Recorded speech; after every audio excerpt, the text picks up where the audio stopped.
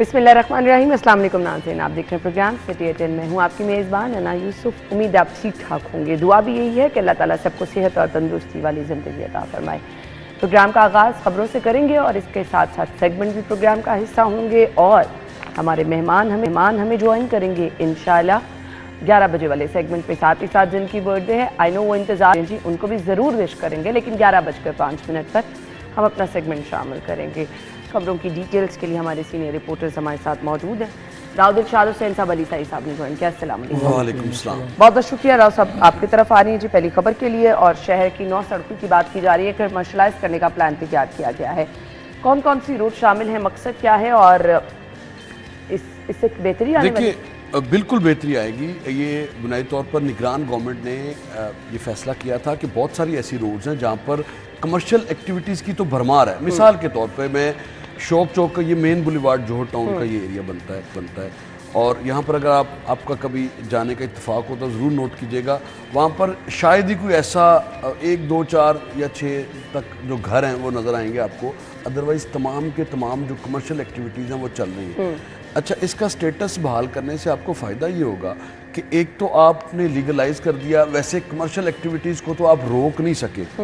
और आप अक्सर देखते हैं कि वो बुलडोज़र मारते हैं, वो गिरा देते हैं और उसके बाद फिर थोड़े अरसे के बाद वहीं पर बिल्डिंग बन जाती है। लाहौर शहर की बेशुमार ऐसी शाराएँ हैं जो कि मिसालें में मिलती हैं। किनाल रोड पर आप चले जाएँ, आपको पूरी किनाल रोड पर नज़र आएगी, वहाँ पर बैन है कमर्शियल एक्टिविटीज़, मगर आपको कमर्शियल जो प्लाजे हैं वो नज़र आएंगे। अच्छा, इससे होगा ये कि एक तो आपका जो रेवेन्यू जनरेशन का प्लान है उसमें खतीर जो है वो इजाफा होगा और फिर आप इसको लीगलाइज, जो आमतौर पर जो लोग रिश्वत देते हैं कि उन पहले बनाते हैं कोई ना कोई कमर्शियल एक्टिविटी, कमर्शियल बिल्डिंग या मार्केट बनाते हैं, उसके बाद एलडीए ऑपरेशन करता है और एलडीए ऑपरेशन करके बस वो तस्वीर और वो एक रिकॉर्ड के लिए जी हमने तो ऑपरेशन करके ये गिराई थी तो और उसके बाद फिर एग्जैक्टली ऑब्वियसली पहले सबसे पहले बन ही नहीं सकता। ख़ास तौर पर अब तो मैं आपको ये बताऊं कि आप किसी गुमनाम, किसी बिल्कुल फार जो एरियाज हो वहाँ पर भी कोई कंस्ट्रक्शन करें, सिर्फ 3 मरले का घर बनाने की आप कोशिश करें और आपके पास अहलकार पहुँच जाएगा और हर हाल में पहुंचेगा आपको। बल्कि कई दफा राव साहब को अप्रोच किया है कि आप एक कमरा भी बना रहे हो एग्जैक्टली आपने घर की रेनोवेशन भी करनी है इवन देन, तो वो आपकी बार वो सैंड की ट्राली देख के वो पहुंचे होते हैं। तो इसका मतलब ये है कि शहर में जहां कहीं भी कोई तामीरात होती हैं वो इदारों से ढकी छुपी नहीं है और इदारों का ऑपरेशन भी हम देखते हैं अक्सर व बेशतर। आप हर रोज़ रिपोर्ट होता है कि सब्ज़ाज़ार में कर दिया, गुलशन रावी में ऑपरेशन कर दिया, लेकिन बाद में फिर वही हम बिल्डिंग्स देखते हैं वो बनी भी नज़र आती हैं और उनके ख़िलाफ़ वो बन जाती हैं जब, तो उसके बाद फिर कानून भी है बिल्डिंग प्लान्स के मुताबिक कि आप वो पेनल्टी पे करते हैं और उसके बाद उसको लीगलाइज कर देते हैं। लेकिन इसकी आड़ में बहुत ज़्यादा जो प्लानिंग डिपार्टमेंट्स हैं, ख्वाह वो MCL का हो या LDA का हो या तीसरा जो, अगर ये इन दोनों को आप छोड़ दें तो आप वर्ल्ड सिटी की अगर बात कर लें तो अंदरून शहर में जिस तरह से बिल्डिंग बायलाज की वायलेशन वर्ल्ड सिटी अथॉरिटी, अब तो पंजाब भी ये बनने जा रही है, तो world city of Lahore authority के नाक तले जितनी ज़्यादा वायलेशंस हो रही हैं। आप अक्सर आपको ये खबरें भी सुनते हैं कहीं पर अगर आतिशज़दगी का वाक़या हुआ है तो उसके पास वो सिस्टम ही नहीं है, फायर सिस्टम ही नहीं है, बड़े प्लाज़ा में नहीं है ऐसा सिस्टम। एग्जैक्टली अमदरून शहर की बात करें, ये मेन बुलेवार्ड पर भी अक्सर आग लगती है तो 4-6 महकमों की मशीनरी इन्वॉल्व होती है तो फिर जाकर वो जो फायर है उसको कंट्रोल किया जाता है। लेकिन कमर्शलाइज करने से होगा ये कि मॉनिटरिंग थोड़ी बेहतर हो जाएगी और कमर्शलाइज करके इदारे, रेवेन्यू जनरेशन की जहाँ बात आती है साइड साहब बड़ा अच्छा एकदम है ना। ये देखिए जितने भी राव साहब जिस तरह बातें बता रहे हैं, हमने यही देखा है कि मेरे हमसाये में एक दोस्त था, वो एक कमरा बना रहा था तो वहाँ पे इंस्पेक्टर साहब आ गए। आज से 2-4 साल पहले की बात है। मैंने राव साहब को अप्रोच किया, मैंने कहा एक छोटा सा ऊपर वो कमरा बना रहे हैं मुर्गों के लिए ये वो, तो अगर उसके लिए इंस्पेक्टर मौजूद है इसका मतलब है कि मैकेनिज्म आपके पास मौजूद है। लेकिन ये सारा मैकेनिज्म है गरीब के लिए, अमीर के लिए तो कोई ऐसा सिस्टम मौजूद ही नहीं, वो जहाँ जो चाहे वो कर लेता है। और ये जितनी भी नॉन कमर्शियल रोड्स हैं वहाँ पे आप जाके देखें क्या प्लाजाज नहीं बने हुए, कमर्शियल मार्केट्स नहीं मौजूद हैं, कमर्शियल एक्टिविटीज ऑलरेडी सारी वहाँ पे हो रही है। लेकिन वो अदारे जिन्होंने इस पे इन्फोर्समेंट करनी है, यहाँ पे ऑपरेशंस करने हैं, वो उन बिल्डिंग्स को गिराएंगे जहाँ इस पे उनका पैचअप नहीं होता अफसरान के साथ। बहुत सारी ऐसी हम देखते हैं ऑपरेशन, वो सारे मेरा ख्याल है वो सोशल मीडिया के लिए या मीडिया पे हाईलाइट करने के लिए कोई नया अफसर आता है अपनी पेनिट्रेशन और अपना रेट बनाने के लिए, फाइल को पूरा करने के लिए और रेट बढ़ाने के लिए, यही हमें यही चीज़ें लगती हैं। और बहुत सारी ऐसी मार्केट्स हैं, बहुत सारे ऐसे प्लाजाज हैं, जिस तरह राव साहब कह रहे हैं कि वहाँ पे ऐसे हालात ही मौजूद नहीं हैं जो एज़ पर जो SOPs होते हैं किसी भी बिल्डिंग के, किसी भी प्लाजा के। आप देखें पार्किंग का बहुत बड़ा मसला है इस शहर में। अब भी जितने प्लाजाज बनते हैं वहाँ पे फ़र्ज़ करें आपने एक प्लाजे में 100 दुकानें बनाई हैं, अब 20 आपने वहाँ पे ऊपर वो फ्लैट्स बना दिए हैं, लेकिन इसके बावजूद वहाँ पर किसी किस्म की कोई नीचे पार्किंग नहीं। मैक्सिमम 30 या 35 गाड़ियाँ खड़ी होती हैं, वो भी इंतज़ामिया की मिली भगत से और लोगों की आंखों में धूल झोंकने के लिए कि हम आपको ये जगह किराए पे दे रहे हैं, लेकिन आप पार्किंग यहाँ पे मौजूद है, लेकिन वहाँ पे पार्किंग होती नहीं उस तरह। बहुत सारे ऐसे हम प्लाजा जो बड़े बड़े शहर के बड़े मशहूर प्लाजा हैं, उसकी जब वहाँ पे आग लगती है या किसी मार्केट में आग लगती है, हम उसको कवर करते हैं, तो वहाँ पे माजी करीब की बात कर लें तो 2 बड़े प्लाजे हफीज सेंटर और पेस बहुत बड़े वाकयात हुए, 2 दफ़ा पेस में 2 दफ़ा आगे। एग्जैक्टली। तो वहाँ पे जो होते हैं फायर के जितने भी हालात फायर कंट्रोल करने के लिए, वो या तो उनकी मुद्दत मियाद पूरी हो चुकी है या वो होते ही नहीं। तो इसका मतलब है डिपार्टमेंट्स के लोग जाते हैं, लेकिन वो वहाँ पे सारा मुकमका करते हैं। थोड़ा अली इसको एलेबोरेट इस तरह से कर दूं कि मैंने खुद एक स्टोरी की थी 2-2.5 साल पहले की बात है। एक सर्वे किया गया सिविल डिफेंस की जानिब से, 454 ऐसे बड़े प्लाजे थे जिनमें फायर हाइड्रेंट्स ही नहीं है, और जो आलात होने चाहिए SOPs के मुताबिक आतिशदगी के वाक़े को कंट्रोल करने के लिए, वो सिरे से मौजूद ही नहीं है। और उसमें सिविल डिफेंस क्या करता है कि अना यूसुफ का प्लाजा है और उसमें ये फायर हाइड्रेंट्स और ये नहीं है, तो अना यूसुफ को 50,000 या 1.5 लाख 2 लाख की पेनल्टी डाल के वो अपनी फाइल में अपनी फाइल को पूरा रखते हैं और उसको पाबंद नहीं करवाया जाता कि आप ये बराए मेहरबानी जुर्माना ना करें। उसी 50,000 से शायद वो चीज़ें भी आ जाएंगी जो फायर हाइड्रेंट्स की। तो जुर्माने करने से कोई हाल नहीं है, इन्फोर्स करें आप। बेसिकली सरकारी अफसर ये कहता है कि अपनी फाइल का पेड़ भरता है, कल को कोई कोर्ट जाना पड़ जाए किसी जगह पे अफसर बड़े अफसर को दिखाना पड़ जाए। डिबेट दूसरी तरफ चली गई है।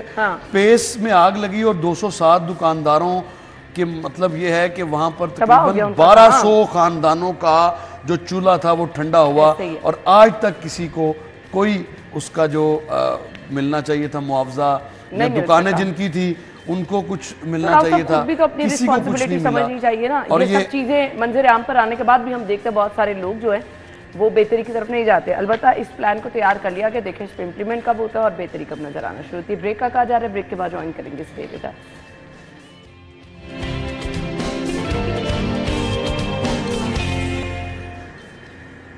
Welcome back. खबर यह है कि प्रॉपर्टी टैक्स के लिए गलत मालूमात पर 100% जुर्माना होगा। किसको जुर्माना होगा साहिब साहब? अना बुनियादी तौर पे जो हुकूमत की जानब से बजट में चीज़ें अनाउंस की गई और अप्रूव की गई, उसमें कहा गया था कि जितने भी पंजाब भर में प्रॉपर्टी टैक्स के लिए यूनिट्स को असेस किया गया है उनको अब DC रेट पर कन्वर्ट कर दिया जाए। पहले रेंटल वैल्यू के मुताबिक इनसे प्रॉपर्टी टैक्स वसूल किया जा रहा था, अब जो DC रेट्स हैं उसको अप्लाई किया जाएगा और 1 जनवरी से ये इम्प्लीमेंट होना शुरू हो जाएगा। इसमें जो अहम बात यह है कि पहले 45 लाख यूनिट्स जो हैं वो असेस किए गए। अच्छा। उसमें 22 लाख के करीब जो यूनिट्स थे उनके मालकान से टैक्स वसूल किया जा रहा था रेंटल वैल्यू के तहत। उसमें बहुत सारी पहले इस तरह चीज़ें थी कि 5 मरले के घर जो थे वो मुस्तस्ना थे। अब ये हो रहा है कि इन्होंने 45 लाख सारे यूनिट्स जो हैं वो सिस्टम में शामिल कर दिए। अच्छा। और उसमें जिसकी वैल्यू 50 लाख से कम आएगी वो इस सिस्टम से निकल जाएगा, बाकी सारे इसमें ऐड हो जाएंगे। और कल मेरी 5 मरले ऑब्वियसली निकल ही जाएगा। नहीं निकलेगा, कैसे निकल जाएगा? आप देखें ना, एक सेकंड मैं आपको बताता हूँ। उसमें ये होगा कि ये जो कमर्शियल जहाँ पे एक्टिविटी है उनके लिए फ़ायदा मंद है। जो सेल्फ वाले लोग हैं जिनको फ़ायदा मिल रहा था अब उनको फ़ायदा नहीं मिलेगा। पहले तो लमसम था ना जी, 5 मरले वाले घर से टैक्स वसूल नहीं किया जाएगा। अब कोई 3 मरले का घर भी है, अगर उसकी 50 लाख से ज़्यादा डीसी रेट पे अमाउंट आ रही है तो उसको टैक्स देना पड़ेगा। इसमें आएगा। अब उसमें एक और चीज़ है, अब नवंबर से दिसंबर तक ये एक पोर्टल देंगे, उसमें आपने अपना डाटा खुद फीड करना है और उसके बाद ये ऑडिट करवाएंगे या इसको चेक मॉनिटरिंग करेंगे इसकी।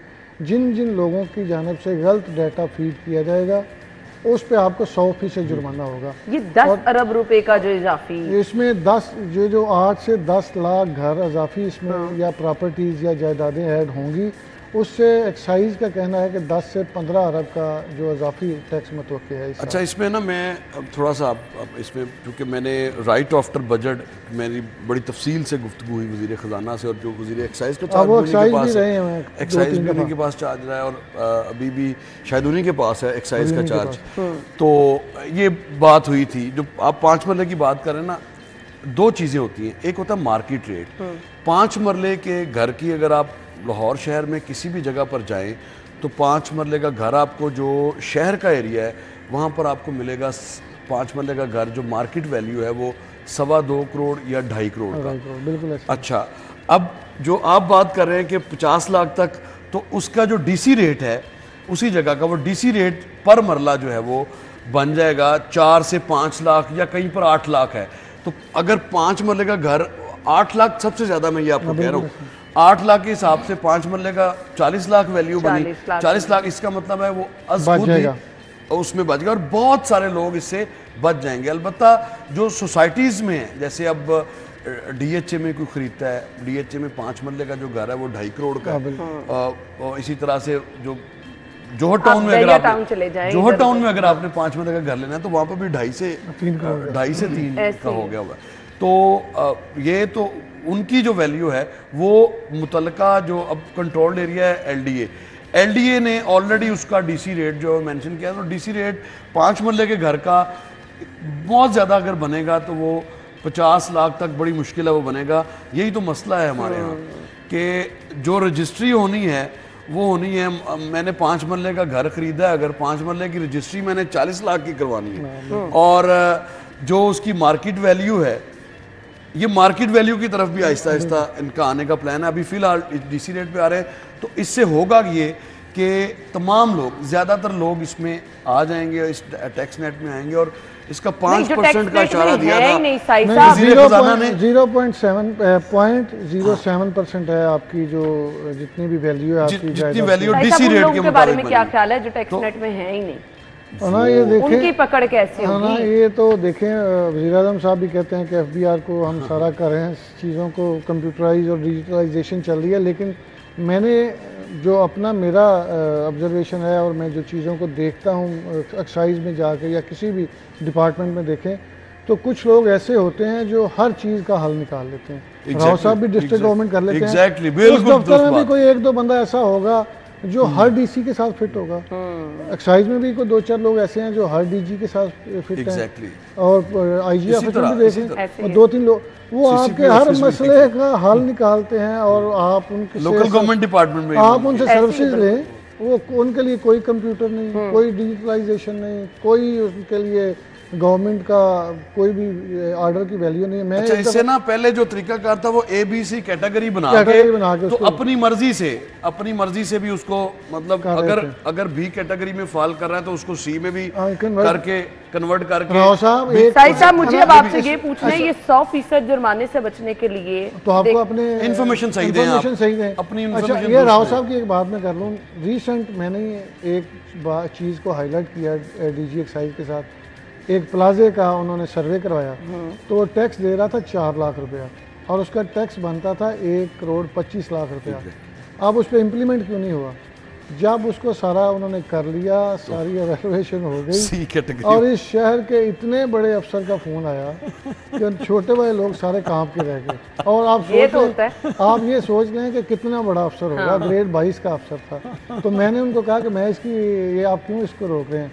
गुलबर्ग के प्लाजा की बात कर रहे नहीं हैं। नहीं, ये माल रोड पे भाई। तो उन्होंने कहा कि ये देखिए, गुलबर्ग में भी ऐसे हैं। गुलबर्ग में तो सारे ही ऐसे हैं, गुलबर्ग में तो सारी अक्सरियत बड़े लोग रहते हैं ना उनके फिर घरों आवाम पे। बेचारी देती रहे टैक्स, और यहाँ पे बड़े बड़े जो है टैक्स। इक्वालिटी बड़ी जरूरी है, इक्वालिटी बड़ी जरूरी है। और जो सर्वेज के नाम पे ये पहले 100% जुर्माने इनको करें और लगे पता कि कितने कितने पैसे इनके पास अब देखें इकट्ठे होते हैं। कितना डिफरेंस है, यानी जमीन और 7 आसमानों का डिफरेंस है। कहाँ 4 लाख और कहाँ 1.25 करोड़, कहाँ 1.25 करोड़ की अब बात करें। अब ये 32 करोड़ के एरियाज बन रहे थे। आप अंदाजा लगाएं, 32 करोड़ अगर उसके एरियाज बनते हैं तो ये 32 करोड़ का मतलब ये है कि आप 5 मरले के कम से कम 4 लाख यूनिट्स को उसमें से इस्तिस्ना दिलवा सकते हैं। मजे की बात ये है कि वो जो इंस्पेक्टर वहाँ पे सर्वे करता होगा, उसने मैक्सिमम 3, 4 या 5 लाख रुपया रिश्वत ली होगी तो सारे मामले को कट करने के लिए। और आप देखेंगे गवर्नमेंट का और खजाने का वो अंडे खा रहा है ना, मुर्गी बचा के रखी है, मुर्गी बचा के रखी अंडे वो। और इस शहर के जितने भी बड़े प्लाजाज हैं, और उसका ईमानदारी से आप सिर्फ ईमानदारी से, मैं कहता हूँ सिर्फ ईमानदारी से आप उनका सर्वे दोबारा सर्वे करवाएं और उनकी टैक्सेशन करवाएं। आप 10 अरब तो चीज ही कोई नहीं है, ये तो 50 अरब रुपए का फर्क पड़ जाएगा आपके वैसे ही। से आपको जो एरियाज आएंगे वो 50 अरब आएंगे। अगर अभी जब ये डीसी रेट पे जा रहे हैं तो इसीलिए जा रहे हैं कि एटलीस्ट सारे लोग कवर हो जाए और किसी का एतराज नहीं रहेगा। ये जो मार्केट वैल्यू और उसमें ABC डी कैटेगरीज में उलझाया हुआ है ना लोगों को, इसकी वजह से बहुत ज्यादा लीकेज है। और जब जाहिर है एक ही फार्मूला हो जाएगा सबके लिए तो बिल्कुल ठीक है। दुरुस्त बात है, अगर जो प्रॉपर्टी गुलबर्ग में है, उनको भी तो जो प्रॉपर्टी गुलबर्ग में है उसका ऑब्वियसली जो डीसी रेट मैंने तो आज तक वो बहुत ज्यादा है। मैंने तो साहिब साहब, मुझे ये 100% जुर्माना और टैक्स की वसूली, इसके लिए सबसे पहले जिन लोगों की आपने निशानदेही की है, जो हर महीने पैसे ले लेते हैं, उनको पकड़ना जरूरी नहीं, उनकी निशानदेही। आपको तो सीधा सीधा नुकसान ये लोग कोई एक खबर दी है, सैकड़ों खबरें ऐसी चलाई हैं और चीज़ें हाईलाइट की हैं, और इनके लोगों के साथ डायरेक्ट सारा कुछ होता है। फिर होता क्या है कि इंक्वायरी होती है, फिर इंक्वायरी अफसर होता है, फिर उसके ऊपर एक अफसर होता है, फिर उन सब के ऊपर वाला जो अफसर है वो मैनेज होता है, तो नीचे वाले सारे जीरो हो जाते हैं। मैंने एक्साइज में कोई बंदा डिसमिस होता हुआ नहीं देखा आज तक, मैंने नहीं देखा। कोई एक्ट है वो पीडा एक्ट, वैसे तौर पे पीडा वो हमारे गांव में कहते हैं पीडा छोटे बंदे को ना, तो ये वो पीडा छोटा पे, नायब कासदीन पे और ये छोटे हमले पे वो एक दफा शायद आप जानते हो डीजी थे आसफ तुफैल साहब, उन्होंने कहा कि मैं पुराने जितने भी लोग लगे हुए ना सर्कल्स में प्रॉपर्टी टैक्स, उनको सबको तब्दील कर देना। इन्होंने 15-20 लोग चेंज किया और डायरेक्शन थी कि इनको वापस नहीं भेजना, और पूरे 3 माह के अंदर वो सारे के सारे वापस चले गए। इतने ताकतवर लोग हैं। तो मसला ये है कि यहाँ पे तो सिस्टम जिस तरह का मर्जी सिस्टम बेहतर नहीं होने वाला। मेरा नहीं ख्याल सिस्टम बेहतर हो जाएगा कि ये जो इक्वालिटी की तरफ आते हैं ना, तो इससे बहुत फर्क पड़ेगा। ना आएंगे तो ना गरीब के लिए मैं डरूंगा। ये जो बड़े बड़े प्लाजों के हालात आप बता रहे हैं साई साहब, यहाँ से अगर प्रॉपर सही तरीके से टैक्स वसूली शुरू हो जाए तो फिर मैं कहती हूँ आपका सिस्टम ठीक ना हो जाए। लेकिन उसके लिए क्या होगा, आपके अपने इदारों में जो लोग मौजूद हैं, जो कि फैसिलिटेटर्स होते हैं, जो कि पूरी की पूरी एक चेन होती है, हर कोई अपने अपने हिस्से ले रहा होता है। सॉरी है ना, देखें ना उसकी सैलरी कितनी होगी इंस्पेक्टर की, मैक्सिमम 70,000 75,000। हाँ, उसका लाइफस्टाइल देखें, उसके घर देख लें, उसके बाद गाड़ी देख लें, फिर जो भी नई सोसाइटी बनेगी उसमें सारा प्रॉपर, तो वो शेयर होल्डर होते हैं तकरीबन 1-2। तो मसला ये है कि ये सिस्टम तब तक ठीक नहीं हो सकता जब तक ये सारी चीज़ों पे प्रॉपरली इम्प्लीमेंटेशन ना हो। इसको चीज़ जो भी बंदा किसी जगह पे 2 नंबरी कर रहे हैं, ठीक है, आप थोड़ी बहुत चवलें मारें, कोई मसला नहीं, लेकिन आप इस तरह ना करें कि आप जहाँ पे आपको 10 अरब का प्रॉपर्टी, आप अपने 1 लाख के लिए सरकार को अगर 1 करोड़ का नुकसान, ये तो कितनी जाती है। अगर आप लाहौर से 10 अरब का प्रॉपर्टी टैक्स वसूल कर रहे हैं और अगर उसको प्रॉपरली देखा जाए तो कम से कम 40 अरब रुपए तो किसी जगह पे भी नहीं है। छोटी मोटी लीकेज को निकाल दें तो आप देखें कि वो 30 अरब रुपया अगर लाहौर पे लगे तो वो कहाँ से बात प्रॉपर्टी टैक्स देने का उसका ऑब्जेक्टिव ही ये है कि वो आपको वापस रिवर्ट होता है सैनिटेशन की मद में, स्ट्रीट्स की मद में, स्ट्रीट लाइट्स की मद में। लेकिन बदकिस्मती यहाँ पर ये है कि जब ये वापस भी आता है तो फिर भी नहीं पहुंचता, फिर भी मुकम्मल खर्च नहीं होता, बस लीकेज है। अल्लाह करे कि बस लीकेज कम हो जाए बस। नहीं हो सकती ना राव साहब, हम तो अपने हम यही कह सकते हैं, खत्म तो नहीं हो सकती, नहीं हो सकती है। बारहा निशानदेही करने के बावजूद और मेरे ख्याल से लोगों का पता होने के बावजूद भी कि कौन कौन लोग किस किस इदारे में हैं, सब लोग अपने तरीके से ही काम कर रहे हैं, ना उनको कोई रोकने वाला है ना उनको कोई टोकने वाला है। सिस्टम भी उसी तरह से चलता जा रहा है, आवाम को नुकसान होता जा रहा है। जो टैक्स देते चले जा रहे हैं बेचारे देते चले जा रहे हैं, जो टैक्स चोरी करते जा रहे हैं वो करते चले जा रहे हैं, जो टैक्स के नाम पर अपनी जेबों में पैसे डालते जा रहे हैं। ये सिस्टम यहाँ पर इसी तरह से चल रहा है। ब्रेक की तरफ चलेंगे, ब्रेक के बाद आएंगे अगली खबर की तरफ। सीएम साहिबा के ज़ेर सदारत मीटिंग हुई है, उस मीटिंग के हवाले से बात करेंगे। ब्रेक के बाद ज्वाइन करेंगे इस टेलीविजन।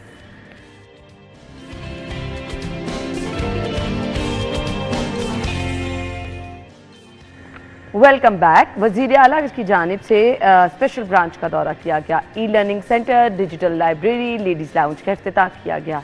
जी राव साहब, दौरे देखिए स्पेशल ब्रांच जो है ये सबसे ज़्यादा किसी भी चीफ मिनिस्टर के लिए सबसे ज़्यादा रिलायबल, आईबी से भी ज़्यादा ये समझ लें कि कोई भी कैंपेन है, कोई भी वीवीआईपी कोई मूवमेंट है, ये शहर में क्या चल रहा है। अपनी बात को जारी रखें। मैं आपको एक चीज़ इसमें बता दूं कि आईजी पंजाब तो ज़रूरी होता ही है वज़ीर आला के लिए, लेकिन आप एक चीज़ देखें, जो एडिशनल आईजी स्पेशल ब्रांच होता है किसी भी दौर में, वो चूंकि सारा चुगलखोरी करनी होती है, तो ये सबसे करीब होता है आईजी। समझ लें ये सब आप मैंने जितने तारीफ ठीक कर दी। मैं 10 साल से समझाने में आसानी की 10 साल से मैं ये रिपोर्टिंग कर रहा हूँ, तो मैंने देखा है कि जो भी सीएम आए हैं, चाहे निगरान सेटअप आया या कोई भी, उसमें जो स्पेशल ब्रांच का एडिशनल आईजी होता है वो कंटिन्यू करता ही करता है, क्योंकि उसने रोजाना जाके सारी डिटेल्स देनी होती हैं गवर्नमेंट की भी। हर रोज शाम को दिन भर किस महकमे में,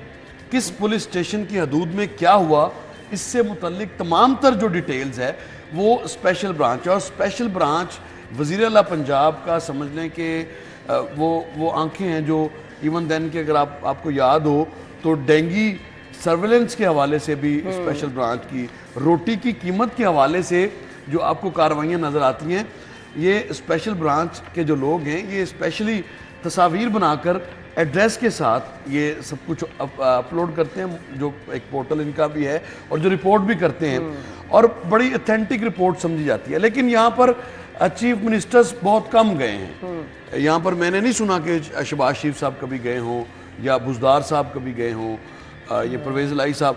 ज़्यादातर इनको मदऊ किया जाता है, इनके अपने क्या मसाइल हैं, इस हवाले से अगर आप देखेंगे माजी करीब में मुझे तो कोई याद नहीं पड़ता, अगर आपको एग्जैक्टली वो इस तरह से तो बड़ा कम होता है। इनके इश्यूज़ को एड्रेस करना भी बड़ा ज़रूरी है। जो स्पेशल ब्रांच के लोग हैं ये तमाम सरकारी डिपार्टमेंट्स में, पंजाब असम्बली में, सिविल सेक्रेटेरिएट में, सीएम हाउस में, इवन ये हर जगह पर और हर जो हमारी जो बीट्स, इस तरह से एक्साइज की बीट है तो एक्साइज का एक स्पेशल ब्रांच का नुमाइंदा लाजमी होगा, जो दिन भर साई साहब का दिमाग खाता है कि साई साहब कड़ी खबर दी डिटेल दे दो, जेल में जाएं तो जेल में भी एग्जैक्टली ऐसे ही है। अच्छा, इनके हवाले से अब चीफ मिनिस्टर चूंकि वहाँ पर गई हैं और निगरान दौर में काफ़ी ज़्यादा इनकी जो इस्तेदाद कार है उसको बढ़ाने के लिए निगरान हुकूमत ने, साबिक निगरान वज़ीर आला पंजाब मोहसिन नकवी साहब ने काफ़ी काम किया है। यानी फ़ंड्स के इशूज़ थे काफ़ी ज़्यादा, फ़ंड्स के हवाले से भी उनको एम्पावर किया गया। जो इक्विपमेंट की ज़रूरत है, ज़ाहिर है ये एक समझ लें कि इंटेलिजेंस इदारा है जिसने के रिपोर्टिंग करनी है चीफ एग्जीक्यूटिव को, कि चीफ एग्जीक्यूटिव को हर चीज़ का इल्म होना चाहिए, और ये तमाम अजला से आती है, सिर्फ लाहौर से। फिर एक और भी चीज़ है इसमें, एक और भी चीज़ है कि इनकी जो रिपोर्ट्स हैं वो चले अदारों की तो दे ही रहे होते हैं, या कोई भी स्पेशल इनकी ड्यूटी लगती है उस पर तो ये कर ही रहे होते हैं, ये अपने अफसरान की भी रिपोर्ट्स बना रहे होते हैं कि क्या क्या करते हैं, इतनी गहरी नज़र। और इनकी रिपोर्ट्स पे कई अफसरान हैं जिनकी तरक्कियां रुक जाती हैं, वो डीपीसी में डेफर हो जाते हैं। और बहुत सारे, एक अफसर यहाँ पे आए थे डीआईजी स्पेशल ब्रांच, उन्होंने एक बड़ा ज़बरदस्त काम किया। उन्होंने कहा यार एक कांस्टेबल जो है वो एक डीआईजी की, एसएसपी की, एसपी की जो रिपोर्ट्स बना के भेज रहा है, उस पर अगर उस अफसर की तरक्की रुक रही है तो इसको मैं थोड़ा बेहतर करूँ।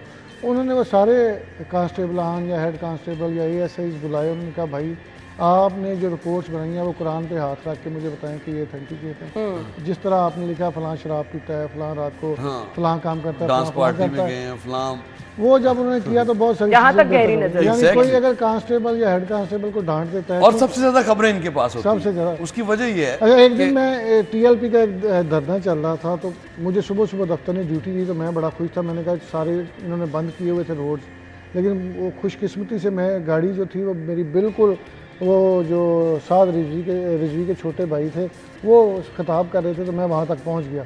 मैं खुद बड़ा हैरान था कि मेरी गाड़ी वहाँ तक पहुँच गई, शाहदरा में राव साहब। तो जब मैं वहाँ पे गया तो वो ना 2-3 लोगों ने मुझे पहचान लिया था मीडिया से। तो उन्होंने कहा जी आप किधर? मैंने कहा मैं तो इसमें शिरकत के लिए आया, मैं वहाँ पे जो मेरे पास पैसे थे मैंने वो भी हिस्सा डाला, वहाँ पे पैसे भी इकट्ठे कर रहे थे। तो मुझे ना एक बंदे ने पकड़ लिया, उसने कहा आप अली भाई आप वापस आ गए। मैंने कहा जी। वो मुझे पकड़ के ले आया, उसने कहा यहाँ पे ना मीडिया वालों के साथ अच्छा सलूक नहीं हो रहा। तो वो मुझे अपनी गाड़ी में बिठा लिया। उनकी Exactly. गाड़ी बनी हुई थी हमारी डीएसएन आपको की, याद उन्होंने होगा दाता डीएसएन साहब की के बनाई बारे में जब वो उन्होंने बड़ा DSN मुश्किल था। तो वो Exactly. बड़े अच्छे तरीके से काम करते हैं, चीज़ों को अच्छे तरीके से मैनेज करते यानी ये हैं। बहुत इसमें स्पेशल अब- होता है। मैं खबर के दूसरे हिस्से की तरफ आ रही हूँ, काफी डिटेल में बात हो गई है। अच्छा जी, सीएम साहिबा के ज़ेर सदारत इजलास हुआ है, सप्लाई चेन मैकेनिज्म, अशिया खुर्दनोश के निर्ख मुनासिब रखने की हिदायत। अच्छा, ये भी इजलास गुज़श्ता रोज़ हुआ तो इसमें सप्लाई और चेन के हवाले से काफ़ी ज़्यादा समझा दे जरा क्या। ये आमतौर पर जो मसनूई महंगाई होती है वो क्यों होती है कि ज़ख़ीरा अंदोज़ी एक बड़ा फैक्टर है। हाय और अल्लाह, राव ज़ख़ीरा साहब, अंदोज़ी हमें तो मसनूई उसके क्या लिए परमानेंट अब- क्या हर जगह महंगाई अब महंगाई नजर आ उसके रही है। लिए आपने एक- अजीब टर्म्स निकाल दिए हैं उसके लिए महंगाई। अब एक चूंकि अथॉरिटी भी बनाई जा रही है जो कि इन्फोर्समेंट रेगुलेटरी अथॉरिटी होगी जो सिर्फ ये काम करेगी। अदरवाइज आपको पता है ना प्राइस कंट्रोल के हवाले से हाँ जी। मांग तांग के यानी उधर से 2 अफसर लिए, उधर से 2 अफसर लिए और एक वो ब्रिगेड बना दिया। हाँ, और वो उन्होंने आगे अपने प्राइवेट लोग रखे हैं और वो जिस तरह से वो काम करते हैं वो एक अलग डिबेट है। लेकिन इस पे चीफ मिनिस्टर का चूंकि काफ़ी ज़्यादा कंसर्न्स भी हैं कि इसको हर सूरत में एड्रेस होना चाहिए। सप्लाई अगर प्रॉपर है तो फिर महंगाई क्यों होती है, मसनूई महंगाई ये क्यों तो होती सवाल मुझे है, आपसे इसी पूछना पर चाहिए। इसी को ज़ेरे बहस लाया गया है और इसी के ऊपर काम करने के लिए महकमा ज़राअत को टास्क भी दिया गया है कि महकमा ज़राअत इस पे काम करे कि किस जगह पे। आपको याद होगा कि एकदम से टमाटर और प्याज की कीमत छूट कर जाती है। चीफ मिनिस्टर की ज़्यादातर मीटिंग में टमाटर और प्याज डिस्कस होते हुए बड़ी हैं बात और है। इसी वजह से, और वो खुद भी कह देती हैं कि मैं टमाटर और प्याज की कीमत कंट्रोल करने आई। और मिसाल भी फिर देती है कि कुछ लोग तो ये कहते थे कि हम इसलिए नहीं आए, वो कहती है मैं इसलिए यहाँ, वो इसको ऑन करती हैं। और ये बड़ा पॉजिटिव पहलू है कि chief executive of the province जब इस चीज़ को ऑन करता होगा तो इसका मतलब है कि गहरी। अब मुझे बताएं कि इसी शहर में जो रोटी की कीमत थी क्या वो 20 रुपये से ज़ायद नहीं थी? और थी कंट्रोल ना? करके और दिखाइए। कंट्रोल हुई है। और फिर जो बड़ी लोगों ने मुखालफत की कि जो गंदम की खरीदारी है उसकी वजह से किसान रुल गए और ये हो गया और वो हो गया और बहुत अच्छा। गंदम की खरीदारी की मद में जो आम आदमी के खून पसीने की कमाई बिलियंस ऑफ रुपीस में हम सूद की मद में अदा करते थे, उसका जिम्मेदार कौन है? यानी किसानों के नाम पे भी वो बड़े जिम्मेदार जो है वो सारे वो पैसा उन्हीं के पास जाता था, बारदाना ले जाते थे और उसके बाद फिर भुगतना आम आदमी को पड़ता था। और इस मर्तबा इसका भी हल निकाला। उन्होंने कहा कि जो पैसे हमने 250-300 अरब रुपए खर्च करने हैं जिसका बाद में अरबों रुपए सूद भी देना है। बाय द वे पंजाब 1954 के बाद पंजाब पहला प्रोविंस है जिसका फूड का जो लोन है वो 0 हुआ है और 375 अरब रुपए बाकी थे। लेकिन इसकी शुरुआत साबिक वज़ीर आला मोहसिन नकवी साहब ने की थी इसकी, और उसके बाद फिर अब इसको इस गवर्नमेंट ने अडॉप्ट किया है। अशिया के निर्ख कंट्रोल हो पाएंगे, सीएम कंट्रोल हो पाएंगे अगर तो ये देखें if there is a will there is a way. ये ऐसी कोई रॉकेट साइंस नहीं है, ये तमाम फिर विल तो है नहीं, देखिए तो इसका मतलब कुछ नहीं होने वाला। नहीं विल आप ये कह सकते हैं लेकिन बहरहाल सीएम साहिबा कह देती हैं, सीएम साहिबा की विल हो सकती है, बाकी जिन्होंने इम्प्लीमेंट कराना है, जिन्होंने फील्ड में जाना है। इसमें एक चीज है राव साहब, इसमें एक चीज है कि आप देखेंगे अगर सीएम साहबा ने ही सारे काम इंप्लीमेंट करवाने तो ये आपकी नीचे वाली मशीन की क्या कर रही है? ले अब जो नई अथॉरिटी बन रही है उसको भी एक्टिव होने दे और देखने क्या काम करती है वो अथॉरिटी, आवाम को कितना रिलीफ मिलता है, जो मकसद है इस अथॉरिटी का। ब्रेक के बाद आएंगे, स्टे विद अस।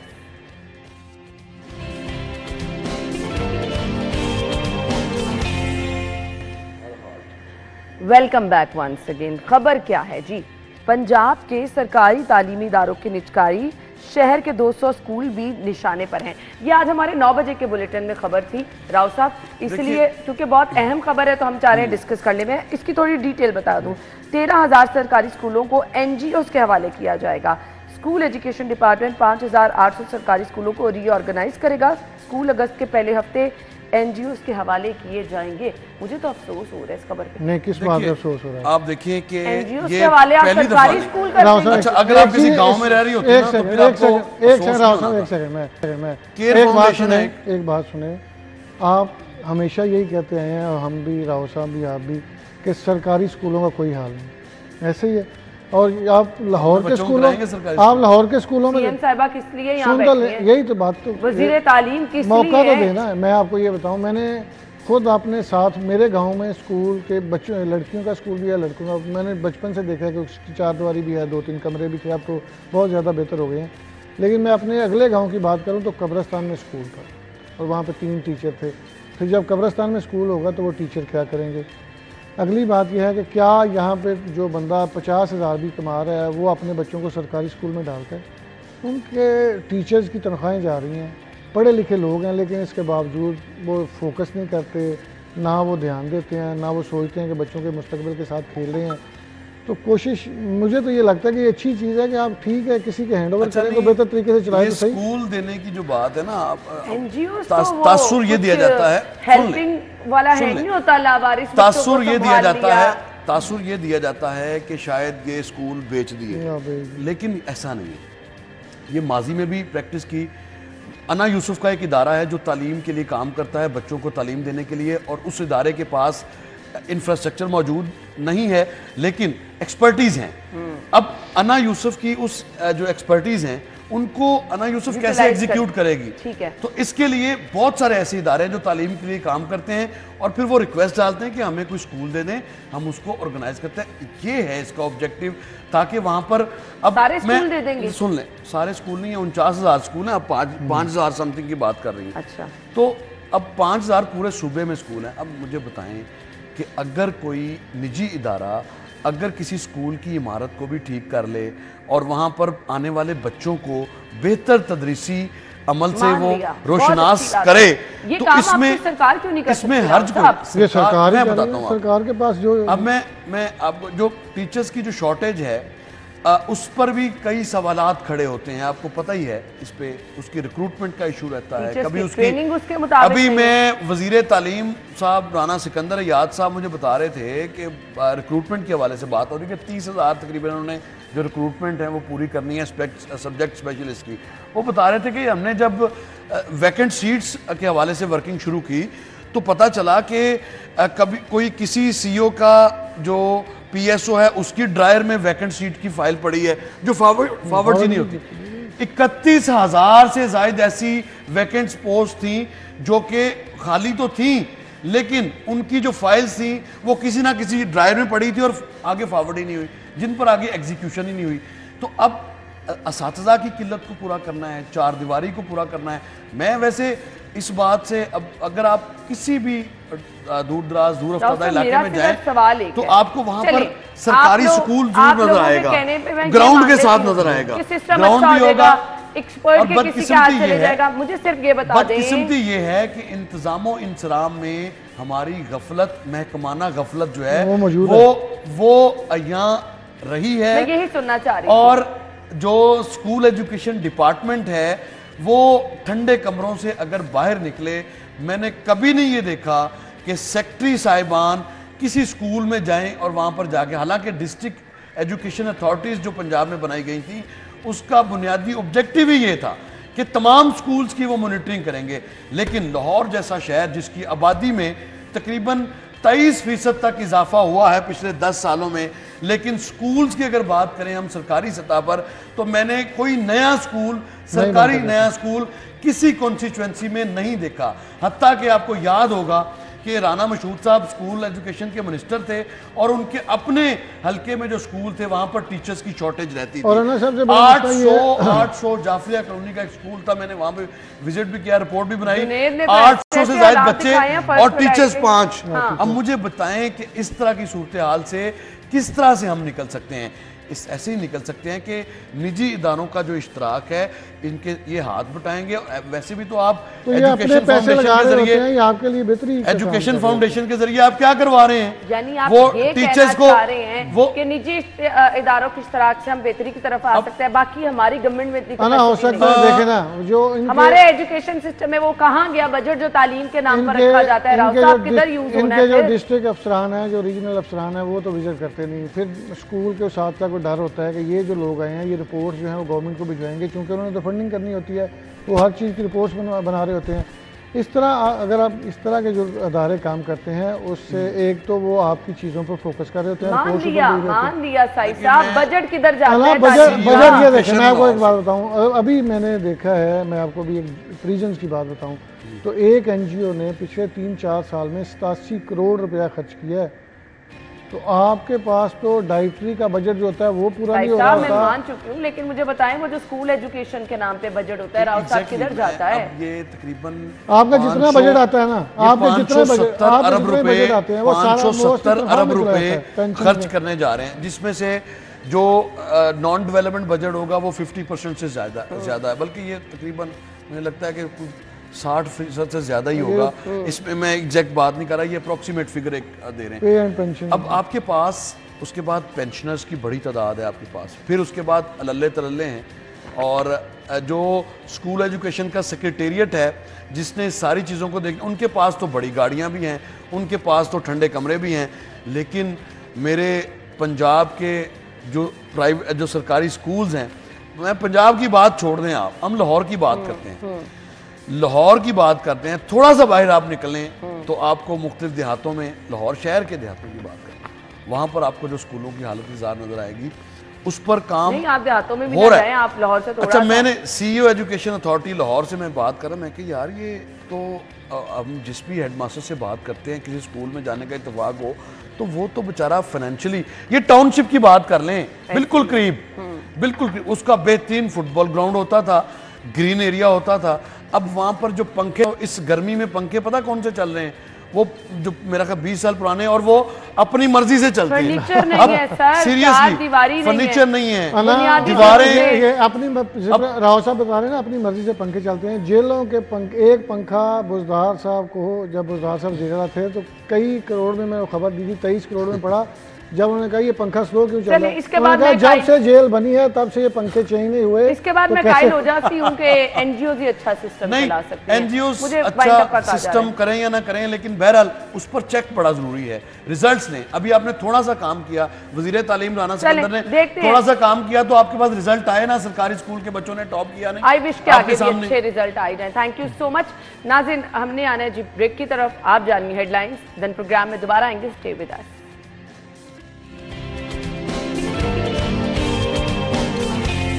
हमारे माँ बाप हमें पढ़ाए या काम कराए, हम काम भी करते हैं और साथ में पढ़ते भी हैं। तो इतनी महंगाई हुई है, स्कूल की फीसें भी इतनी ज़्यादा हैं और चीज़ें भी इतनी महंगी हैं, और किताबें और बुकों के हमारे पास पैसे नहीं हैं। हम काम पे लगकर पैसे इकट्ठे करके फिर किताबें लेते हैं, फिर भी इतने हमारे पास हालात नहीं है, हमारे पास पैसे नहीं हैं। हर चीज़ बड़ी महंगी है, सेलमैन भी करता हूँ तो साथ पढ़ता भी हूँ, सुबह टाइम पढ़ता हूँ, रात टाइम स्टेशनरी का मतलब कि सामान वगैरह सेल करता हूँ, तो ऐसे निज़ाम चलता है। वालिद नहीं है सर पे, तो बड़ा मुश्किल निज़ाम चल रहा है, तो इनको चाहिए कि हर चीज़ सस्ती करें। आपकी मेहरबानी, गरीब बंदे का भी सोचेंगे, माड़े बंदे का क्या बनेगा। किताबें और कापी इतनी महंगी होगी, हम पढ़ेंगे किस तरह? हमारे वालिदैन आगे इतने मेहनत से हमें पढ़ाते हैं, ये कम की जाए। तालीम जो होती है ना, आज एक पढ़ा लिखा बच्चा ना कल का मेमार बन सकता है, उसमें सियासतदान भी बन सकता है, ब्यूरोक्रेट भी बन सकता है, बिजनेसमैन भी बन सकता है। अगर उससे कलम दुआ छीन लोगे ना, उसके हाथ में आप अगर कलाशनकोफ देना चाहते हो, उसके हाथ में सिगरेट देना चाहते हो, खुदारा मैं वक्त के गवर्नमेंट से अपील करता हूँ फिल फॉर ये टैक्स वापस लिया जाए। एक छोटा सा बच्चा गरीब का, वो जब 10 रुपये उसको पेंसिल के मिलते हैं तो वो आके 10 रुपये की पेंसिल लेके जाता है। अब ये 10 रुपये की पेंसिल उसको 20 रुपये की मिलेगी। अब ये सोचो, जो गरीब का बच्चा है जो सड़कों पे बैठता है, आपका बच्चा भी हमारा बच्चा भी, ये हमारे अकेले का मेडल नहीं है, ये हमारे साथ वालिदैन का भी मेडल है, स्कूल टीचर का भी मेडल है कि वो सारे आए जग जग। ये वो जुल्म है मेरे ख्याल से जिस पर लोग परेशान भी हैं, वो बच्चे क्या, वो दुकानदार क्या, पेरेंट्स क्या। पेरेंट्स तो इस कदर परेशान हैं कि जिनके 3-4 बच्चे स्कूल जा रहे हैं, उनके लिए स्टेशनरी ख़रीदना, उनके लिए कापियाँ किताबें ख़रीदना बहुत मुश्किल होकर रह गया है। कीमतें बढ़ती हुई जो हैं वो लोगों के लिए वबाले जान बनती जा रही हैं। तालीम में आसानियाँ पैदा करना सीएम साहिबा का विजन तो यही है, लेकिन मौजूदा जो बजट पेश किया गया उसमें जो टैक्स लगाया गया, ख़ास तौर पर स्टेशनरी पे जो टैक्स लगाया गया, उससे आवाम जहां परेशान है वहीं दुकानदार भी परेशान नज़र आ रहे हैं। उर्दू बाज़ार में हालात ये हैं कि दुकानदार कह रहे हैं हम बैठे हैं, ग्राहक कोई आ नहीं रहा, ग्राहक बेचारे परेशान हैं। एक पेन के ऊपर अगर आप ख़रीदने जा रहे हैं टैक्स कितना है, फिर क़ुव्वत ख़रीद लोगों की कहाँ रह जाती है। ओवरऑल अगर आप लोगों का लाइफ स्टाइल देख लें, बिल, फीसें, रोज़मर्रा इस्तेमाल की चीज़ें, ऐसे पे जब इन चीज़ों पे भी टैक्स बढ़ता चला जाएगा तो फिर कहाँ गए वो दावे, वो नारे कि आप तालीम आसान करने जा रहे हैं। ऐसे में तो हालात ये होंगे कि लोग अपने बच्चों को पढ़ा ही नहीं पाएंगे आसानी से, तो फिर वो ख्वाब कहाँ शर्मिंदा ताबीर होगा। कौम के मेमार किस तरह से तालीम के जो ख्वाब लिए बैठे हैं, किस तरह से अपने ख्वाबों को जो है वो सच करके दिखाएंगे। हमारे साथ जो हमारे मेहमान मौजूद है, मैं तारुफ कराना चाहूँगी, सदर अंजुमन ताजरान लाहौर उर्दू बाज़ार हैं अबू ज़र गफ़ारी गोहर साहब, उनको वेलकम कीजिए। अस्सलाम वालेकुम जी। वालेकुम अस्सलाम। आपके वक्त का बहुत बहुत शुक्रिया। क्या हालात है मार्केट के? मार्केट के हालात तो ये बजट आने से पहले से ही ख़राब हैं, क्योंकि ये जो बिजली के बिल और दूसरी महंगाई हुई है उसकी वजह से बहुत से गवर्नमेंट के अपने आदादों के मुताबिक पब्लिक स्कूल से 3.5 लाख बच्चा सिर्फ पंजाब से स्कूलों से निकल गया है।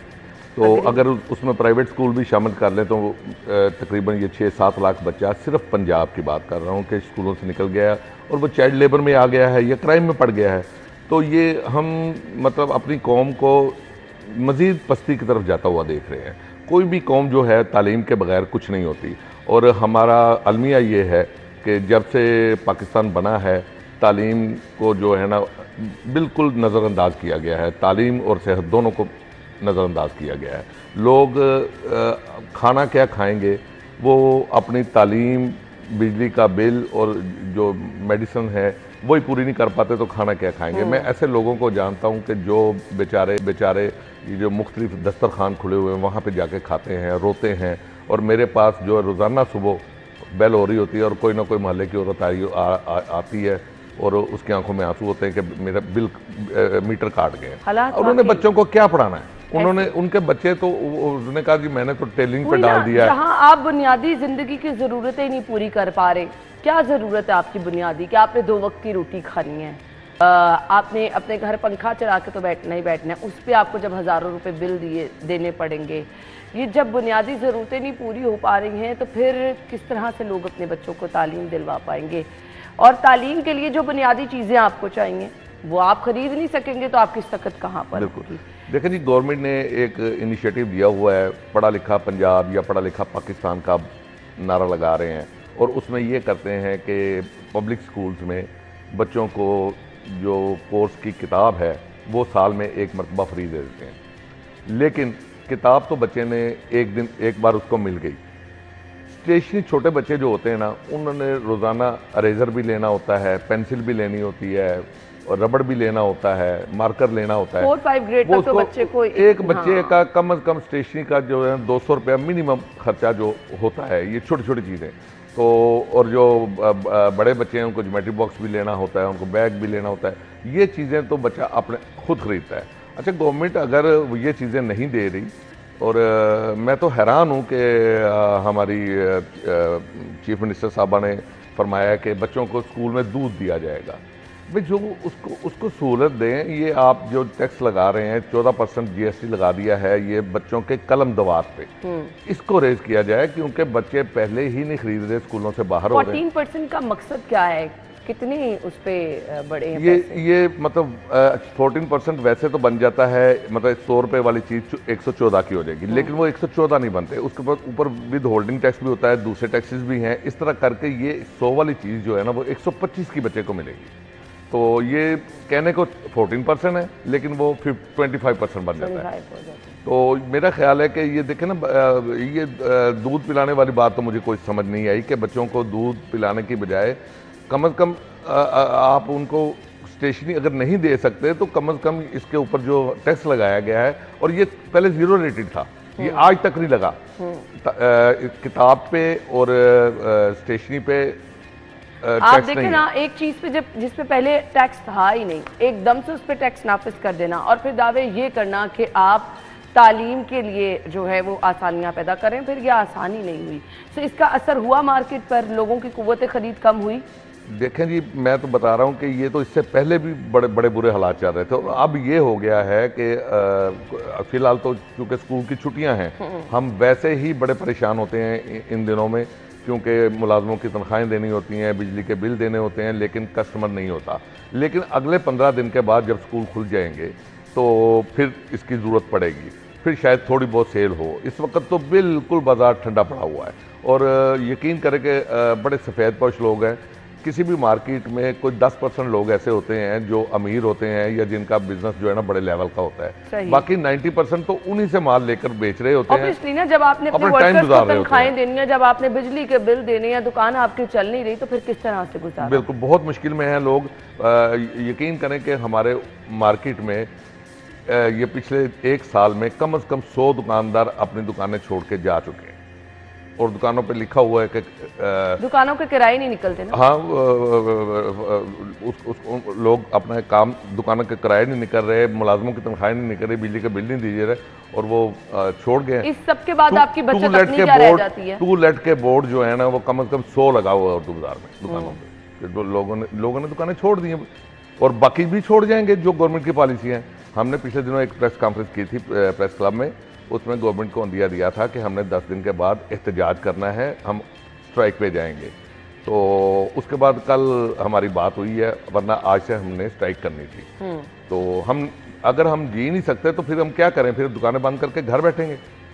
तो जब उनसे बात हुई है तो उन्होंने हमें अभी 2-4 दिन का टाइम और दिया है, लेकिन हम इसको किसी सूरत कबूल नहीं करेंगे। हमें चाहे दुकानें बंद करना पड़ी, चाहे हमें स्ट्राइक पे जाना पड़ा, हम FBR के ऑफिस भी जाएंगे, हम प्राइम मिनिस्टर हाउस भी जाएंगे, हम वहाँ जाके धरना देंगे।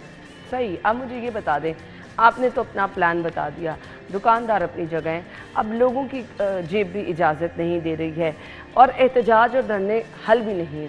हम चाहते हैं पुरअमन तरीके से मामला तय पाएँ, तो टेबल टॉक आपको नहीं लगता कि बेहतरीन रास्ता होती है? जी बिल्कुल होता है। टेबल टॉक की गई थी तो उसमें उन्होंने वेव किया था, पहले उन्होंने किताब पे भी लगा दिया था, किताब का इन्होंने वेव कर दिया था, लेकिन स्टेशन का वादा किया कि इसको भी कर देते हैं। हमें कहा गया, लेकिन ये मतलब हमें तिफल तसल्ली दी गई, लेकिन उस पर लागू कर दिया गया।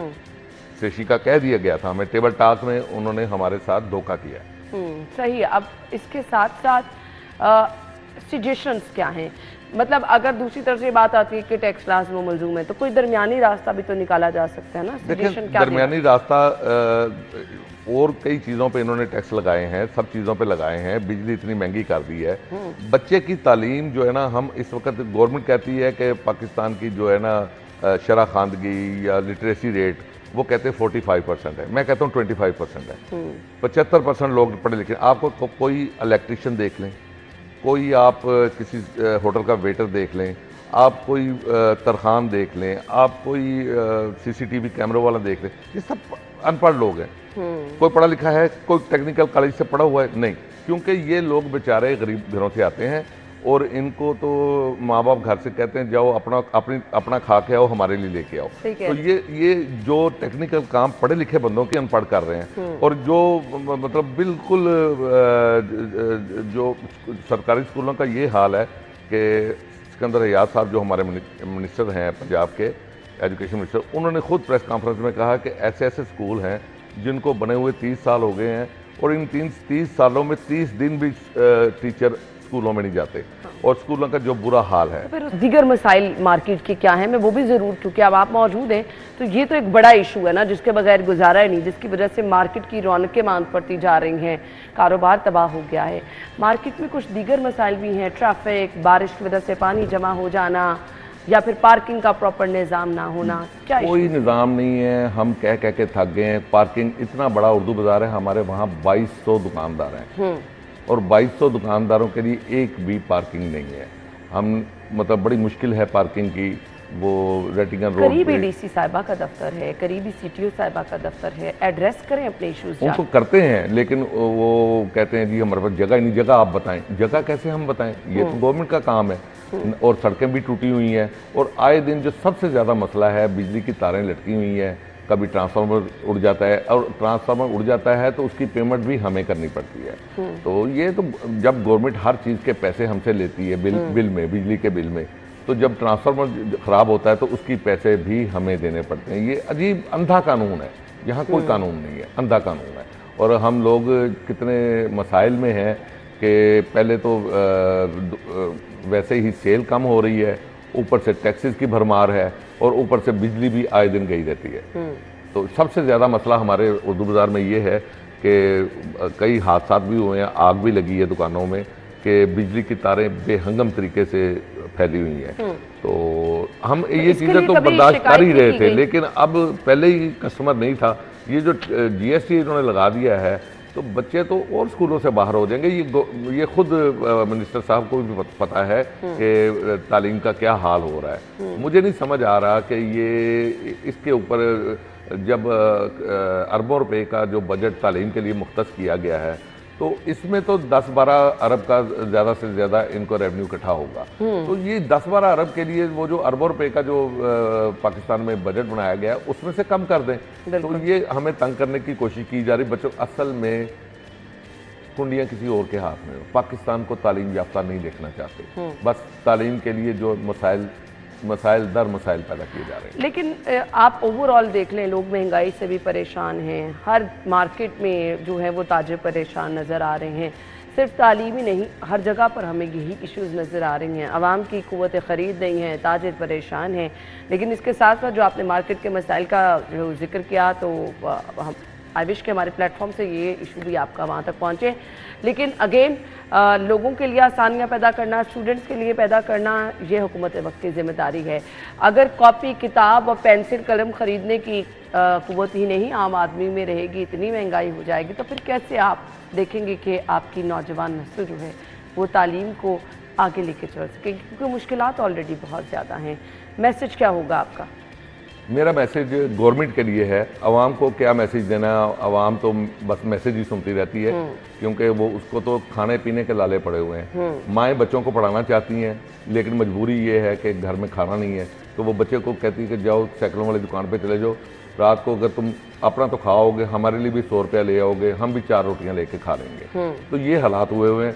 मैं गवर्नमेंट को मैसेज देना चाहता हूँ कि तालीम के लिए ये सिर्फ फ्री किताब दे देना ही काफ़ी नहीं है, इसके लिए सहूलियात दें। बजट तो पता नहीं कहाँ जाता है। स्कूलों की हालत जिस तरह की अबतर है, आपके प्रोग्रामों में मैं अक्सर देखता हूँ कि स्कूलों में दिखाया जाता है कि टीचर्स नहीं है और फर्नीचर नहीं है, इवन वहाँ पर बाथरूम तक नहीं है। लेबॉर्ट्री क्या होनी है, प्लेग्राउंड क्या होनी है। तो सरकारी स्कूलों को बल्कि ये भी सुना है कि ये उनको भी लीज पे दे रहे हैं, प्राइवेट स्कूलों को सबलेट कर रहे हैं। तो क्या कर रहे हैं? गवर्नमेंट तालीम के मामले में बिल्कुल ज़ीरो हो चुकी है। कम से कम अगर हम अपना प्राइवेट स्कूलों में या जिस तरह भी कुछ मुखैर हजरात बच्चों को कोई चीज़ें ले देते हैं, पेंसिलें ले देते हैं, किताब ले देते हैं, उनके लिए आसानी पैदा करें। इसका ये टैक्स, इस टैक्स से कोई रेवेन्यू बहुत ज़्यादा इकट्ठा नहीं होना, क्योंकि जो स्टेशनरी है ना, ऑफिस स्टेशनरी, उस पर ऑलरेडी टैक्स है और वो ज़्यादा बिकती है और महंगी होती है, उसका ठीक है। लेकिन इस का जो ये तो आम कलम, पेंसिल, जो बच्चे की पेंसिल है, ये कलम दवात है, ये रबड़ शार्पनर है, इसमें से तो टैक्स। ये रिक्वेस्ट है जी हुकूमत से कि ये मामला जो है ज़रूर इन पर गौर करे और लोगों के लिए आसानियाँ पैदा करे। बहुत बहुत शुक्रिया आपके कीमती वक्त के लिए। हम ब्रेक के बाद हाजिर होंगे हमारे साथ।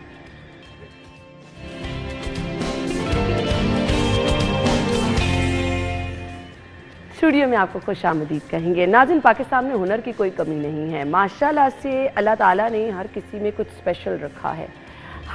कल आपको हमने नेल आर्टिस्ट दिखाए जिन्होंने कील की महारत से क्या खूबसूरत तस्वीर बनाई। टाइम टू टाइम आपको हम अपने शो में ऐसे लोगों से मिलवाते रहते हैं जो कि अपने काम की वजह से पहचाने जाते हैं। अच्छा, काम सब करना चाहते भी हैं, लेकिन मेहनत लगन आपको एक स्पेशल मकाम पे पहुंचा देती है। मतलब मैं हैरान हो जाती हूँ कि आप घर में बैठ के भी इतना ज़बरदस्त काम कर सकते हैं और इतने अच्छे पैसे कमा सकते हैं। बस आपके अंदर विल होनी चाहिए, मेहनत की लगन होनी चाहिए। हमारी आज की आर्टिस्ट भी कुछ इस तरह से हैं, इतना ज़बरदस्त उनका काम है कि जितना अप्रिशिएट किया जाए कम है। आप बड़ी बड़ी शॉप्स में जाते हैं, बड़े बड़े ब्रांड्स में जाते हैं, जो काम आपको वहाँ नज़र आता है, आमना नाज़िम घर में बैठ के वो काम करती हैं। और घर में बैठ के वो किस तरह से काम करती हैं, इंस्पिरेशन उन्होंने कहाँ से ली, सीखा कहाँ से, वो ज़रूर हम आमना नाज़िम से जानेंगे। आर्टिस्ट हैं और इनके काम को मैं थोड़ा सा एक्सप्लेन कर दूँ। ये हाथ से खुद बैग्स बनाती हैं। वो फैंसी पर्स जो हम शॉप्स पे देखते हैं, जिनमें से एक के मेरे सामने पड़ा है, मैं आपको दिखा देती हूँ। स्टोन्स से ये बना हुआ है और बहुत ही खूबसूरत आप देख रहे हैं ये बैग है। इसके अलावा यहाँ पे बहुत सारा इनका काम पड़ा है, बहुत ही खूबसूरत इनका काम है। उतनी ही मेहनत भी दरकार होती है। आमना को हम वेलकम कहते हैं शो में। अस्सलाम वालेकुम आमना। वालेकुम सलाम, कैसे हैं? बिल्कुल ठीक ठाक, आप कैसी हैं? अल्हम्दुलिल्लाह। थैंक यू सो मच आमना। मैं तो आपका काम देख के ऑनेस्टली हैरान हो गई हूँ। कब से कर रही हैं ये काम आप? मुझे अभी 2 इयर्स कंप्लीट नहीं हुए, मैंने सितंबर में स्टार्ट किया था। आइडिया कहाँ से लिया कि मुझे कुछ घर बैठ के ऐसा काम करना है? शौक था बचपन से? हाँ, मैं आर्ट वर्क्स वगैरह तो करती रहती हूँ, मतलब चीज़ें वगैरह, तो आहिस्ता आहिस्ता इंसान को पता चलता है कि मेरा क्या शौक़ है। तो जब मैंने कुछ काम करने का सोचा तो मेरे जहन में ये था कि मैं कुछ ऐसा करूँ जो पाकिस्तान में पहले ना हो रहा हो। अरे ज़बरदस्त! क्योंकि जब कुछ इस तरह का आप करते हो तो सेल्स भी इंक्रीज़ होती है आपकी, वो अच्छी सेल्स होती है। या तो आपको अपनी चीज़ बेचने का तरीका कुछ मुनफरिद करना चाहिए, या आपकी प्रोडक्ट कुछ ज़्यादा अच्छी होनी चाहिए। तो मैंने प्रोडक्ट की तरफ ज़्यादा फोकस किया, तो ये काम नहीं हो रहा था पहले पाकिस्तान में। तो मेरा फर्स्ट ब्रांड था। मतलब चीज़ें तो होती हैं लेकिन एज अ ब्रांड नहीं हो रहा। बहुत ज़बरदस्त काम है ऑनेस्टली। मतलब एक लड़की खुद से एक आइडिया लेके चलती है, घर में बैठ के काम करना शुरू करती है और फिर उसको बिजनेस लेके चलती है। ये उन लोगों के लिए इंस्पिरेशन है जो कहते हैं हमारे पास तो करने को कुछ नहीं है। सो कितना टाइम लगता है एक बैग बनाने में? आइडिया कहाँ से लेती हैं? क्योंकि अब तो ऑप्शंस बहुत ज़्यादा हैं। कलर्स को अब जिस तरह इस पर आपने रेड भी यूज़ किया है, वाइट भी यूज़ किया है, ग्रीन भी यूज़ किया है, और ग्रीन के 2 टोन हैं इसमें ना। सो किस तरह से आइडिया आता है? कस्टमर की डिमांड पे? हाँ, कस्टमर की डिमांड पे भी काफ़ी उसमें ऑब्वियसली कस्टमाइजेशन करनी होती है। और जब मैंने स्टार्ट किया था तो कोई ट्यूटोरियल्स वगैरह सिंपल बैग बनाती? हाँ, स्टार्ट में तो सिंपल से स्टार्ट किया था और कोई ट्यूटोरियल्स वगैरह इतने अवेलेबल नहीं थे। तो वो खुद से ही लर्न कर करके थोड़ा बहुत जो इंटरनेट से मिलता था तो वो लर्न कर करके बनाना। पहले तो बीडेड बैग्स ही बनाए, मतलब इस टेक्निक से स्पेसिफ़िकली। उसके बाद फिर अब आके मैं दूसरी टेक्निक्स भी एक्सप्लोर करने लगी हूँ, जैसे आपने पकड़ा था अभी, ये वाली टेक्निक्स भी, ताकि कुछ डिफरेंट भी हो। अब जैसे ये वाला बैग है, ये एक्रेलिक शीट में बना हुआ है, लेकिन इसका कोई ट्यूटोरियल नहीं है इंटरनेट पे। मैंने खुद फिगर आउट किया। डिज़ाइन ये मेरा नहीं है, डिज़ाइन ये मैंने इंस्पिरेशन ली है, लेकिन इसको मैंने पूरा वो फिगर आउट किया कैसे बना होगा, क्या हुआ होगा। तो आइडियाज़ तो मेरे माइंड में चलते रहते हैं, हर टाइम मेरे माइंड में सिर्फ आइडियाज़ ही होते हैं और कुछ नहीं होता। सही। मुझे वो वाला बैग दिखाएं जो आपके सामने पड़ा है। मुझे ये बताएं कि ये स्टोन्स वगैरह मार्केट से जाके आप खुद लेकर आती हैं? हाँ, मैं खुद लेकर। ठीक है। और इस एक बैग को बनाने में क्या क्या मटेरियल, इसमें क्या क्या यूज़ हुआ हुआ है? इसमें बेसिकली ये, क्योंकि अंदर मैं प्लास्टिक की वायर देख रही हूँ जिससे ये बुना हुआ है सारा। इसको फिश वायर कहते हैं, ये फिश वायर। अच्छा। ये यूज़ होती है और पर्ल्स यूज़ होते हैं, ये पर्ल्स। ठीक है क्या? तो इन 2 चीज़ों से ये मिलके बनते हैं।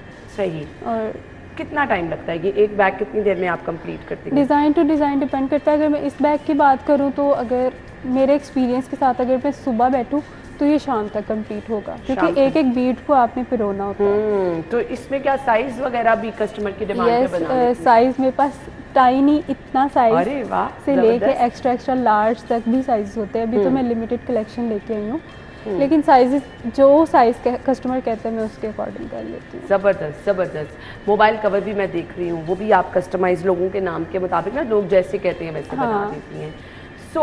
मार्केट से जाके सामान खरीद के लेकर आना, घर में बैठ के एक जगह आपने ऑब्वियसली बनाई होगी, किस तरह से करती हैं? मार्केट जाके परचेजिंग वगैरह खुद करती हैं? हाँ यस, मार्केट से मैं खुद चीज़ें वगैरह लेके आती हूँ, क्योंकि ऑब्वियसली मुझे ज़्यादा सही से पता होता है कि मुझे क्या चाहिए, मैंने क्या लेके। अच्छा, मैं चाह रही हूँ थोड़ा सा आप स्टार्ट कैसे लेती हैं, हाँ। वो मुझे थोड़ा सा बुन के दिखा दें आप। जी, ये जो फ़िश फायर है, फ़िश फायर में भी डिफरेंट थिकनेसेस आती हैं। ये नहीं है कि एक ही फ़िश फायर सभी बैग्स में यूज़ होगी। आपने सीखा भी कहीं से? नहीं, सीखा नहीं। वाह, क्या कमाल है भाई। मैंने जब ये फर्स्ट टाइम देखा था तो मुझे फील हुआ था कि मैं कर लूँगी। असल में मैं ऐसे ही आर्ट वर्क वगैरह बचपन से ही, मैं बचपन में की ज़रूरत नहीं पड़ती। नो। अच्छा, वाह जी वाह। बचपन में अपने कपड़े खुद सिलाई करना, पर्स वगैरह खुद बनाना, इस तरह के काम बहुत करती थी। तो इस तरह से 4 बीट्स लेने हैं, स्टार्ट इस तरह से करना होता है, और एक ये तरीका होता है थोड़ा सिंपल में, मैं उसमें कर रही हूँ अभी। उसके बाद 3 बीट्स लेने हैं, एक तरफ 2 बीट्स और एक तरफ 1, फिर ऐसे इसमें से गुजारना, इसी तरह इसको करते जाना होता है, और फिर टर्न करना होता है। जितनी आपको पट्टी चाहिए वो उस हिसाब से बना के ये एक लाइन तैयार हो जाती है। हाँ, ठीक हो गया। वाह भाई वाह, मैं सीरियसली बहुत इम्प्रेस हुई हूँ। ऑब्वियसली आपको तो अच्छे खासे ऑर्डर्स भी होते होंगे मौसूल, तो अच्छे तरीका वो लोग जो कि कहते हैं जी हम कुछ कर नहीं सकते, मेरे ख्याल से इससे बड़ी इंस्पिरेशन कोई नहीं है। घर में कोई और भी हेल्प करता है कि टोटली ये आपका सोलो वर्क है? अच्छा, ये काम जो है ना एक टेबल से स्टार्ट हुआ था, और अब मेरा भी पूरा रूम से आगे भी, अब मैं सोच रही हूँ कि मैं सेपरेटली भी इसको मतलब करूँ कि एक जगह हो मेरे पास अलग से, और मैं ये वाले जो बैग था कि खुद इतना ज़बरदस्त काम कर लोगी आप? नहीं, ऑब्वियसली मतलब मुझे ये था कि मैंने कुछ करना है इंशाल्लाह, लेकिन मुझे इतनी उम्मीद नहीं थी। अल्लाह ताला का शुक्र है कि बहुत कम टाइम में अल्लाह ताला ने मेरा बहुत साथ दिया है। सही। तो मैं ये कह रही थी, इसमें आपकी मेहनत भी है। आई मस्ट से कि बेशक अल्लाह ताला की ज़ात आपका साथ तो देती है, लेकिन इतनी अगर आप मेहनत करेंगी तो बेशक अल्लाह ताला उस मेहनत का तो फल देता ही देता है। मुझे ये बता दें, ये कलर्स वगैरह डिसाइड करना, जाके मटेरियल लेकर आना आसान तो नहीं होता होगा? कौन हेल्प करता है साथ जब मटेरियल ख़रीदारी के लिए जाती है? ऑब्वियसली फैमिली की सपोर्ट के बगैर इतनी जल्दी सारा कुछ पॉसिबल नहीं होता। तो मेरे पापा मुझे बहुत ज़्यादा सपोर्ट करते हैं। आप पूछ रही थी कि कोई और हेल्प करता है, तो जब मेरे लिए काम ज़्यादा होने लग गया, ऑर्डर्स बहुत ज़्यादा होते थे, तो मैंने साथ मामा को भी सिखाना स्टार्ट किया, और अब थोड़ा बहुत हम मतलब कोशिश कर रहे हैं कि हमारे साथ और भी लोग शामिल हो इस टीम में, और भी लोग काम करें। और जो मटेरियल लेके आना होता है वो मेरे पापा मेरे साथ आते हैं, और वो सारा। एक बैग पे लागत कितनी आ जाती है अगर आप कहें कि सिर्फ मटेरियल की बात करें? इसमें कितने का मटेरियल यूज़ हुआ होगा? अच्छा, इसमें भी अब काफ़ी लेयर्स हैं। अगर मैं इसमें बिल्कुल लो, वो तो मैं बल्कि लेती नहीं हूँ, लो क्वालिटी पर्ल्स। हाँ, नहीं, क्वालिटी बहुत प्यारी है। ये जो पर्ल्स नीचे लगे हुए ये गुड क्वालिटी पर्ल्स है, जो हैंडल पे लगे हैं सही प्रीमियम क्वालिटी है। तो वो भी डिपेंड करता है कि मैं पर्ल्स कौन से यूज़ कर रही हूँ। तो बहुत ज़बरदस्त क्वालिटी है, शाइन ही नहीं बैग की आएगी ना अगर आप अच्छी क्वालिटी का नहीं यूज़ करेंगे।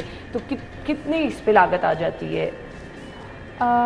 2000 3000। और हैंड आपकी जो मेहनत है वो तो 12-13 घंटे तो आराम से लगते हैं। 12-13 घंटे आराम से। हर रोज़ रूटीन में एक काम कर करके थक नहीं जाती? हाँ, होता है ऐसे, इसीलिए मैं डिफरेंट चीज़ें लेके आ रही हूँ। और मैंने जो प्लान की हुई हैं चीज़ें जो मैंने बना के रखी हुई हैं उनको अभी मैंने अपलोड नहीं किया, वो भी बहुत सारी हैं, डिफरेंट टेक्निक्स हैं। अब तो खैर मैंने एक सीरीज़ भी स्टार्ट की हुई है जिसमें मैं यूनिक पीसेस बना रही हूँ। तो कोई ऐसा प्लान है कि लोगों को सिखाना भी है? मुझे ऐसे लगता है कि अभी मैंने खुद इतना कुछ करना है, इतनी चीज़ें हैं जो मैंने अभी एक्सप्लोर करनी है, मैंने करनी है, कि अभी मैं सिखाने के मामले में सोच भी नहीं रही, क्योंकि वो फिर बंदा स्टक हो जाता है। हाँ, फिर आप दूसरी तरफ हो जाए ना तो फिर आप अपने काम को आगे कंटिन्यू नहीं कर सकते। ये देखिए, ये कितना प्यारा बैग है। मैं तो ऑनेस्टली बड़ा इम्प्रेस हुई हूँ आपके काम से, और बहुत सारे लोगों के लिए इंस्पिरेशन भी है। बहुत सारे लोग इसको आगे लेके चल भी सकते हैं। मैसेज क्या होगा देखने वालों को, ख़ास तौर पे उन लड़कियों को जिनके हाथ में हुनर भी है डरती हैं कि हमारे पैसे ना ज़ाया हो जाएं, हम कुछ स्टार्ट करें तो ये ना हो कि पता नहीं लोग इसको पसंद करें ना करें। मैं ये मैसेज देना चाहूँगी कि ये ना देखें कि कोई ऐसे कर रहा है, कोई ये काम कर रहा है, इसका स्कोप है, ये कर लेती हूँ, इस तरह से नहीं। आपके अंदर जो टैलेंट है आप उसको देखें, उसको पॉलिश करें, उसके ऊपर काम करें और उसमें अपने आप को आगे लेकर बढ़ें। मेहनत करें तो उसका सिला अल्लाह ताला ज़रूर देता है। थैंक यू सो मच आमना, आपके वक्त का बहुत बहुत शुक्रिया। हम ब्रेक लेंगे, ब्रेक के बाद आपको ज्वाइन करते हैं इसके लिए।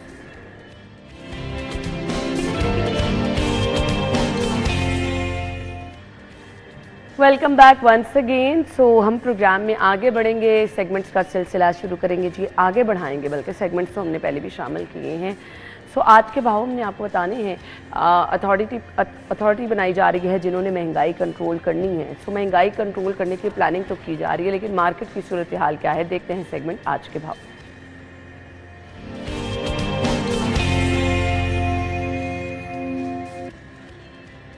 हमारी रिपोर्टर फातिमा मार्केट में मौजूद है, रेट लिस्ट उनके पास है, वो हमें बताएंगी आज के रेट। Over to you.